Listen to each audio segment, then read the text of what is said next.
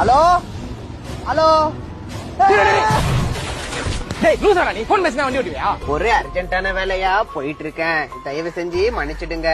என்னடா அர்ஜென்ட் உனக்கு? மழை வரதுக்குள்ள மாடியில இருக்க துணி எடுக்க சொல்லி வீட்ல இருந்து தலைக்கு மேல பிரஷர். டேய் எதுக்குடாடி பேசுற? வெறி பேத்துறியா?